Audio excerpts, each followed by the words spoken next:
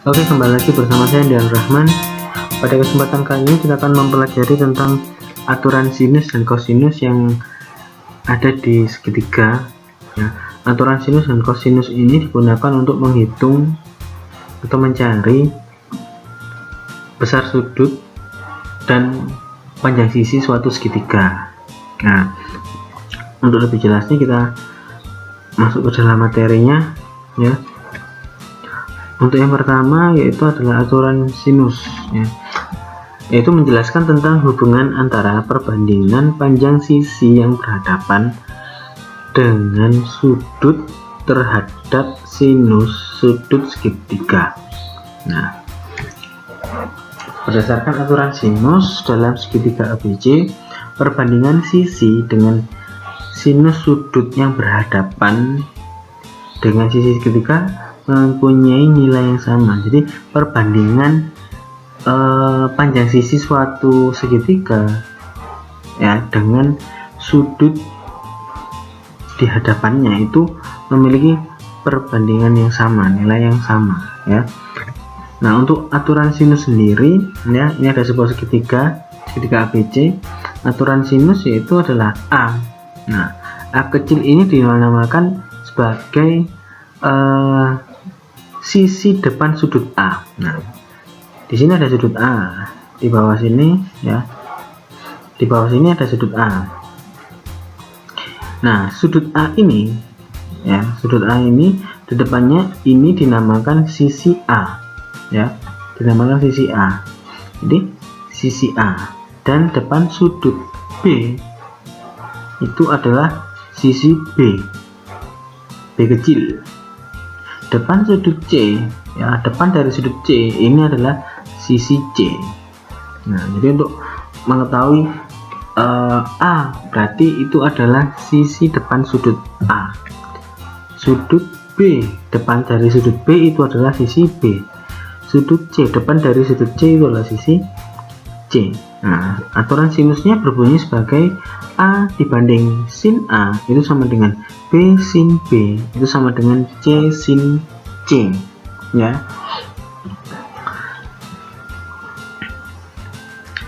Nah, untuk penggunaannya, ya, untuk penggunaannya di sini kita hanya memakai dua perbandingan, ya. Jadi ini kan ada tiga perbandingan. Nah, kita cuma menggunakan dua perbandingan aja. Kalau misalnya yang diketahui adalah sudut A dan sisi A dan sisi B dan sisi B, maka perbandingan yang C itu tidak usah, ya. Untuk lebih jelasnya kita gunakan contoh soal seperti ini, ya. Ada sebuah segitiga ABC diketahui memiliki sudut A itu 30 derajat, sisi A, ya, atau depan sudut A itu adalah 3 dan sisi B itu adalah 4. Hitung besar sudut B, sudut C, dan panjang sisi C. Nah, langkah yang harus kalian lakukan di sini adalah gambar dulu aja, digambar dulu aja biar kalian lebih paham, ya. Ada sebuah segitiga ABC, ya, kita sudah mempunyai segitiga ABC. Lalu kita tulis yang diketahui sudut A, berarti kalian larinya ke sudut A di sini. Sudut A di sini adalah 30, ya. Sudut A adalah 30, sisi A adalah 3. Artinya sisi A yaitu depan sudut A ini adalah sisi A atau sisi CB. Nah, itu panjangnya 3. Sedangkan sisi B berarti depan sudut B. Berarti kalau ada sisi B, maka kalian cari dulu. Nah, sudut B itu di mana? Di sini loh. Nah, depan dari sudut B itu adalah sisi B. Itu panjangnya adalah 4. Nah, yang ditanya adalah besar sudut B, besar sudut C, dan panjang sisi C, ya. Gimana cara mengerjakannya? Kita pelajari satu-satu, ya. Yang pertama kita adalah mencari sudut B dengan perbandingan, ya, antara sudut A dan sudut B, ya, dengan menggunakan aturan sinus. Nah, gimana? Nah, kan yang diketahui kalau ini, ya, depannya ini dengan ini, pasangannya ini dengan ini, ya kan? Ini sudut, ini juga sudut. Berarti kita bisa menggunakan perbandingan sisi A dibanding dengan sin A. Ya, ini ada sin A sama dengan B per sin B. Ya. Lalu kita masukkan nilai A adalah 3. Ya, sin 30 adalah setengah sama dengan B nya adalah nilainya adalah 4, panjang sisi B ya. Lalu sin B yang kita cari. Nah, lalu di sini kita kalikan silang. Ya, kita kalikan silang aja di sini. Ini kali ini ya. Setengah kali 4 dan 3 sin B. Hasilnya di sini ada ini tertulis di mana ya ini ya. Di bawahnya sini. Hasilnya kan di sini berubah menjadi kalau kita kalikan silang 3 sin B itu sama dengan 4 kali 1 per 2. Nah, kalau mencari sin B yang kita cari adalah sin B, berarti 3 ini pindah ke ruas kanan. Awalnya dia menjadi dari perkalian menjadi pembagi, berarti untuk mencari sin B sama dengan 4 kali 1 per 2 dibagi dengan 3. Maka di sini bisa kita sederhanakan ya, setengah ya, 4 kali setengah adalah 2, maka sin B adalah 2 per 3. Nah, untuk mencari apa namanya nilai sin B itu sama dengan 2 per 3, bagaimana? Nah, kalian menggunakan arcus sin ya, arcus sin. Nah, arcus sin B 2 per 3. Nah, untuk nilai sin berapa derajat yang hasilnya 2 per 3 adalah 41,8 derajat ya. Nah, ini nanti akan saya perlihatkan cara menggunakannya. Kita bisa menggunakan kalkulator ya. Kita gunakan kalkulator yang apa namanya yang science ya, jangan kalkulator biasa, gunakan kalkulator yang science ya. Nanti saya tampilkan cara untuk menghitung arcus sin. Untuk mencari nilai arcus sin kita bisa menggunakan kalkulator yang ada di HP kalian. Kita buka dulu kalkulatornya. Kalau saya di alat, lalu di kalkulator. Nah, untuk kalkulatornya ini kan untuk penghitungan biasa.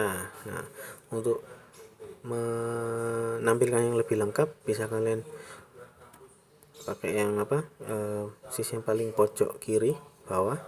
Nah, ini kan nanti ada trigonometrinya.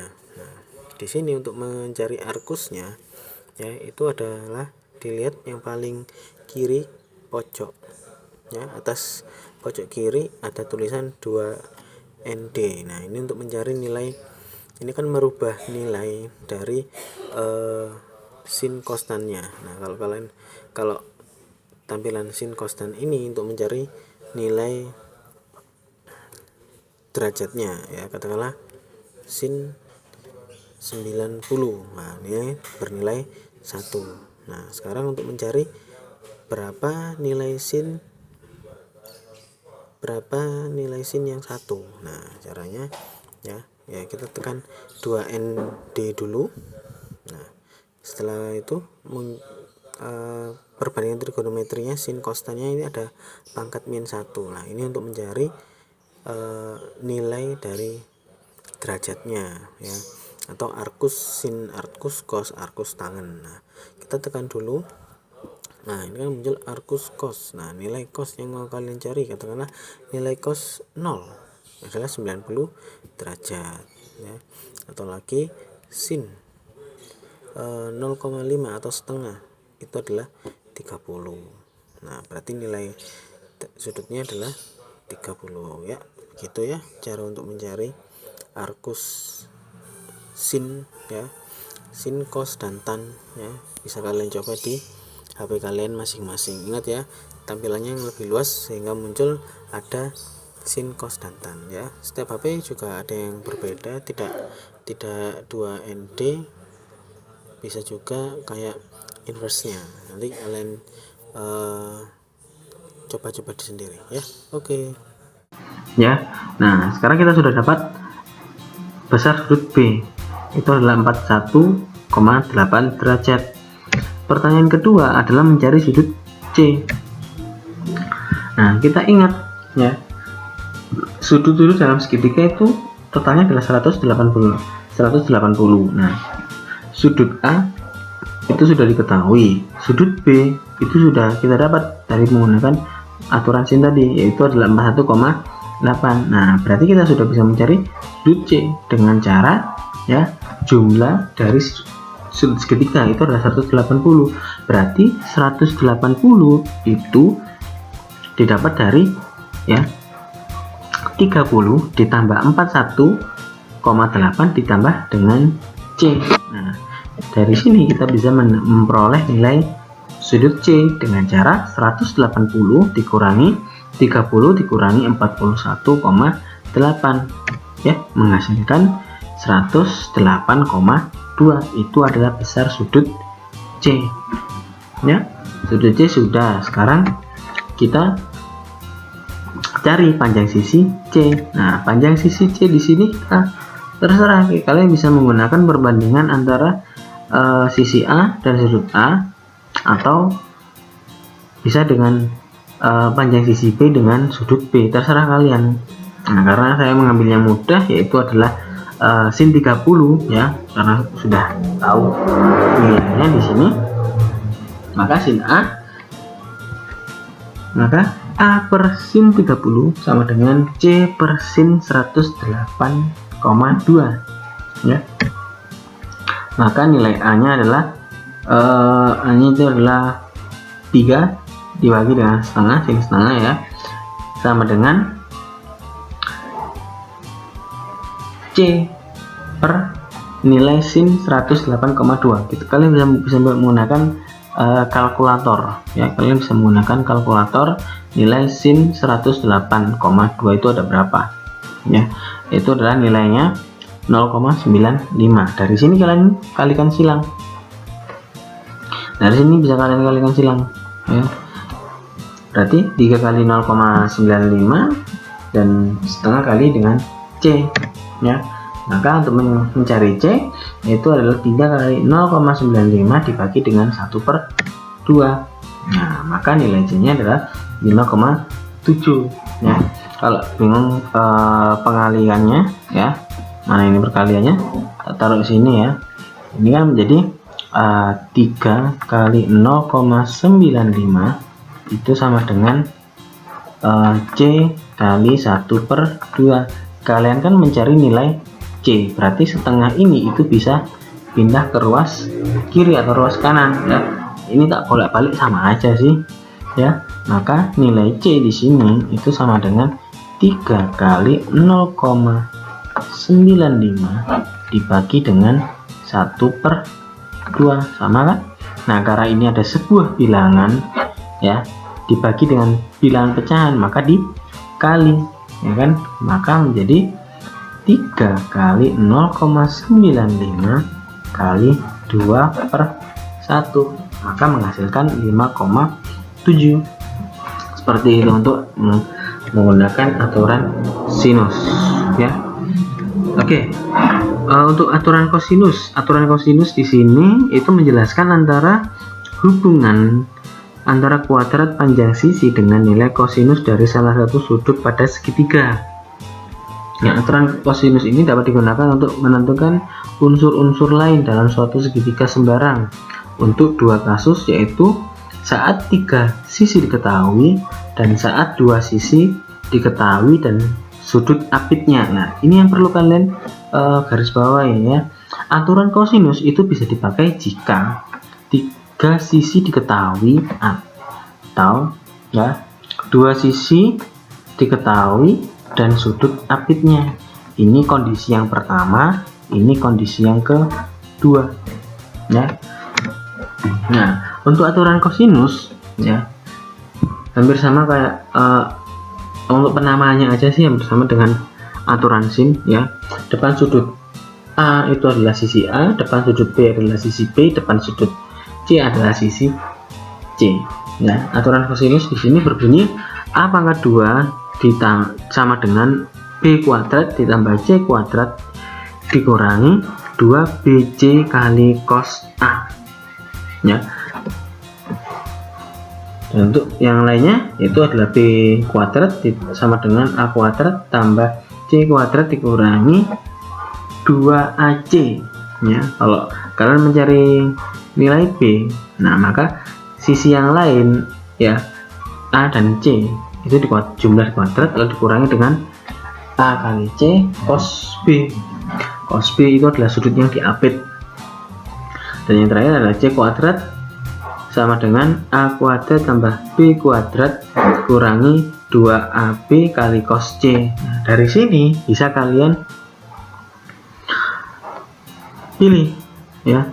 Intinya kalau aturan kosinus ya, itu intinya kalau diketahui 3 sisinya kalian bisa menggunakannya ya.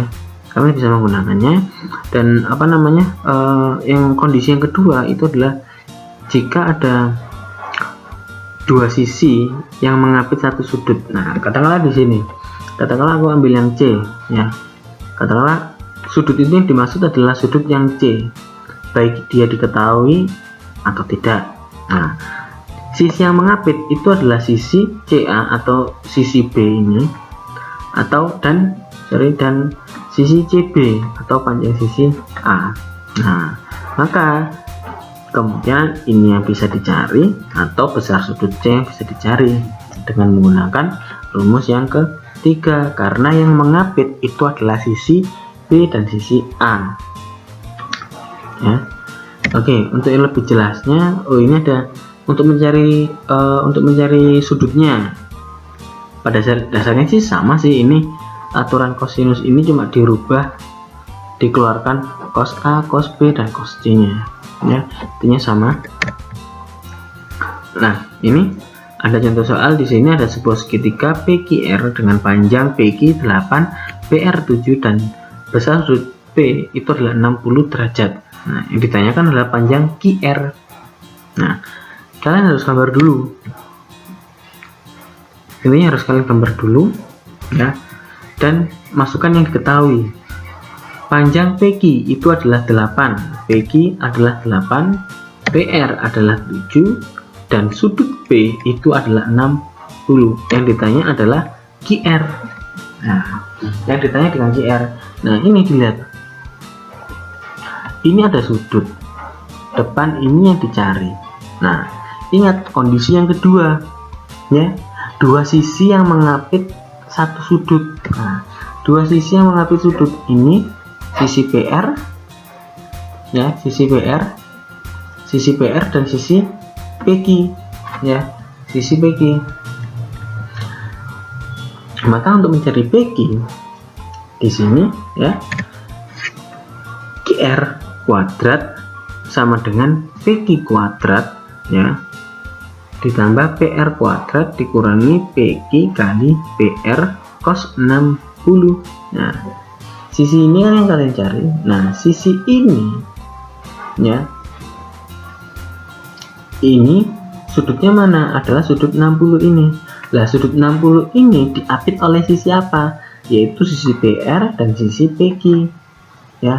Maka untuk mencari QR ya, sisi ini itu adalah sudut yang sisi yang mengapit sudut itu adalah sisi PR dan sisi PQ. Kalian kuadratkan, PQ kuadrat tambah PR kuadrat dikurangi dengan PQ dikali PR.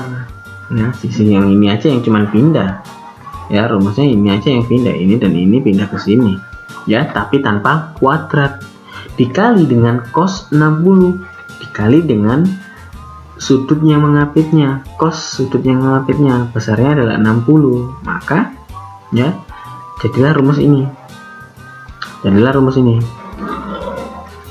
Nah, sekarang langkah selanjutnya ya, tinggal kalian masukkan yang diketahui ya. Maka QR kuadrat sama dengan PQ panjangnya adalah 8 kuadrat ditambah dengan PR adalah 7 kuadrat dikurangi dengan 8 kali 7 dikali dengan cos 60. Cos 60 itu adalah setengah. Maka ya, dari sini akar dari 8 kuadrat adalah 64, 7 kuadrat adalah 49, dan di sini setengah dengan 2 bisa kita sederhanakan menjadi tinggal 8 kali 7 adalah 56 ya. Berarti 64 tambah 49 dikurangi 56 menghasilkan 57. Itu untuk QR kuadrat. Nah, maka untuk mencari QR aja ya tinggal kalian akar saja, itu akar dari 57. Kalau itu menghasilkan akar 25 ya kalian sederhanakan lagi, akar dari 25 adalah 5, sedangkan ini adalah akar 57. Tidak ada akarnya, ya udah tetap aja akar 57. Oke ya, seperti itu ada penjelasan tentang rumus aturan sin dan aturan cos ya. Jika kalian mengalami kesusahan silahkan kalian tulis di kolom komentar ya. Untuk pertemuan kali ini ya, video kali ini cukup sekian ya. Saya akhiri, selamat belajar dan sampai jumpa pada pertemuan selanjutnya. Terima kasih.